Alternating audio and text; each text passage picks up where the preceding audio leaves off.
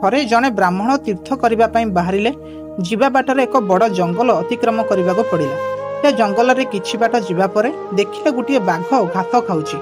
ବାଘଟି ହ୍ରଦ କୂଳରେ ବସିଥାଏ। ବାଘଟି ଘାସ ଖାଉଥିବାର ଦେଖି ବ୍ରାହ୍ମଣକୁ ଆଶ୍ଚର୍ଯ୍ୟ ଲାଗିଲା। ଯିଏ ସବୁବେଳେ ଜୀବଜନ୍ତୁ ଖାଇବା କଥା ସେ ପୁଣି ଘାସ ଖାଉଛି। ପୁଣି ବାଘ ହାତରେ ଏକ ସୁବର୍ଣ୍ଣ କଙ୍କଣ ଧରିଛି। କଙ୍କଣଟିରେ ସୂର୍ଯ୍ୟ କିରଣ ପଡୁଥିବାରୁ ବେଶ ଝଲସ ଦେଖାଯାଉଛି।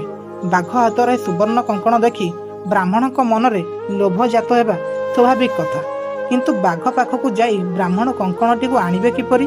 ବ୍ରାହ୍ମଣ ମନେ ମନେ ଏହି କଥା ଚିନ୍ତା କରୁଥାନ୍ତି। କିଛି ସମୟ ପରେ ବାଘଟି ବ୍ରାହ୍ମଣକୁ କହିଲା, ହଇରେ ବ୍ରାହ୍ମଣ, ମୁଁ ଏଠାରେ ଘାସ ଖାଉଥିବାର ଦେଖି ତୁ ଆଶ୍ଚର୍ଯ୍ୟ ହୋଇଯାଉଛୁ। ତାପରେ ମୋ ହାତରେ ସୁବର୍ଣ୍ଣ କଙ୍କଣ ଦେଖି ଆହୁରି ଆଶ୍ଚର୍ଯ୍ୟ ଲାଗୁଥିବ। ମୁଁ ତତେ ଏହି କଙ୍କଣଟି ଦେବାକୁ ଚାହୁଁଛି।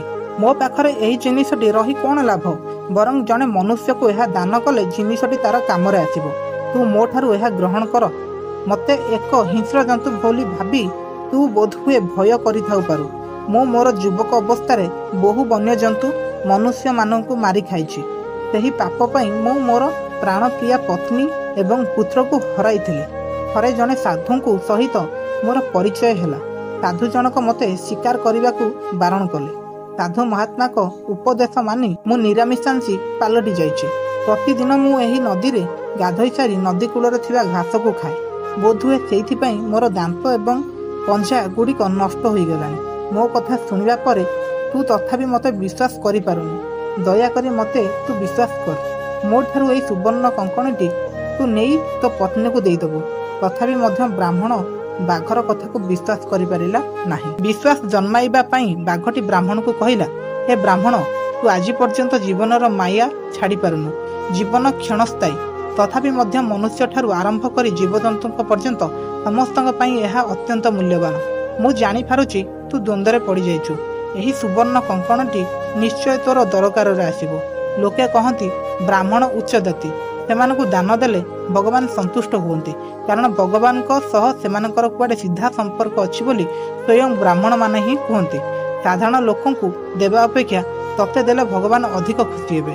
ଏ କଙ୍କଣ ମୁଁ ତତେ ଦେଇ ପୁଣ୍ୟ ଅର୍ଜିବାକୁ ଚାହୁଁଛି। ତୁ ଯଦି ଏହାକୁ ମୋ ଠାରୁ ଗ୍ରହଣ ନ କରିବୁ ତାହେଲେ ମୁଁ ଏହାକୁ ଅନ୍ୟ କାହାକୁ ଦାନ କରିଦେବି।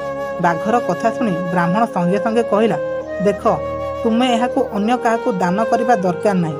ତୁମର କଥାବାର୍ତ୍ତା ଶୁଣିବା ପରେ ମୋର ତୁମ ପ୍ରତି ଅବିଶ୍ୱାସ ଥିଲେ ମଧ୍ୟ କିଛି କିଛି ବିଶ୍ୱାସ ଜାତ ହେଉଛି। ଏହାପରେ ବାଘ କହିଲା, ହଇରେ ବ୍ରାହ୍ମଣ, ପ୍ରଥମେ ତୁ ନଦୀରେ ସ୍ନାନ ସାରି ଆସିବା ପରେ ମୁଁ ତତେ ଏହାକୁ ଦାନ କରିବି। ବ୍ରାହ୍ମଣ ତ ମନ ଭିତରେ ବାଘକୁ ଅବିଶ୍ୱାସ କରୁଥାଏ। ତେଣୁ ଚିନ୍ତା କଲା, ବୁଢ଼ା ବାଘଟି ତ ତାହାର କିଛି କ୍ଷତି କରିପାରିବନି। ନଦୀରେ ବୁଡ଼ଟିଏ ମାରି ସାରିବା ପରେ ଦେଖିବା ସେ କ'ଣ କହୁଛି। ଏହା ଭାବି ସେ ସଙ୍ଗେ ସଙ୍ଗେ ନଦୀକୁ ଗାଧୋଇବା ପାଇଁ ଚାଲିଲା। ଧୀରେ ଧୀରେ ନଦୀରେ ପ୍ରବେଶ କଲା। ମାତ୍ର ଏ କ'ଣ, ନଦୀଟିରୁ ବୁଡ଼ି ଉଠିବା ପରେ ଦେହ ସାରା ପଙ୍କ କାଦୁଅ ବୋଳି ହୋଇଯାଇଛି। ଦେହ ଏତେ ଭାରି ହୋଇଯାଉଛି ଯେ ଗୋଡ଼ ଉଠେଇ ଚାଲିବା ମଧ୍ୟ କଷ୍ଟକର ହୋଇପଡ଼ୁଛି। ବାଘଟି ଏହି ସୁଯୋଗ ଅପେକ୍ଷାରେ ଥାଏ। ସେ ଯେମିତି ବ୍ରାହ୍ମଣର ଏପରି ଅବସ୍ଥା ଦେଖିଲା, ସଙ୍ଗେ ସଙ୍ଗେ ତା ଉପରକୁ ଝାମ୍ପ ମାରି ନଖ ଓ ଦାନ୍ତ ନଥାଇ ମଧ୍ୟ ତାକୁ ଖଣ୍ଡିଆ ଖାବରା କରି ମାରିଦେଲା। ତେଣୁ କଥାରେ କୁହାଯାଇଛି, ବିଦ୍ୱାନ ପୁତ୍ର, ଶୃଙ୍ଖଳିତ ପତ୍ନୀ, ପ୍ରଜାମାନଙ୍କୁ ସୁଶାସନ ପ୍ରଦାନ କରୁଥିବା ରାଜା, କଥା କହିବା ପୂର୍ବରୁ ଚିନ୍ତା କରୁଥିବା ବ୍ୟକ୍ତି, ହଜମ ହେଉଥିବା ଖାଦ୍ୟ ଏବଂ ଯେକୌଣସି କାର୍ଯ୍ୟ କରିବା ପୂର୍ବରୁ 7 ବାର ଚିନ୍ତା କରୁଥିବା ବ୍ୟକ୍ତି କଦାପି ବିପଦରେ ସମ୍ମୁଖୀନ ହୁଏ ନାହିଁ। ବ୍ରାହ୍ମଣଟି ଯଦି ଲୋଭର ବଶବର୍ତ୍ତ ନ ହୋଇ କିଛି ସମୟ ଚିନ୍ତା କରିଥାନ୍ତା ତାହେଲେ ତାକୁ ମୃତ୍ୟୁବରଣ କରିବାକୁ ପଡ଼ିନଥାନ୍ତା। କଥାରେ ଅଛି, ଲୋଭରୁ ପାପ, ପାପରୁ ମୃତ୍ୟୁ।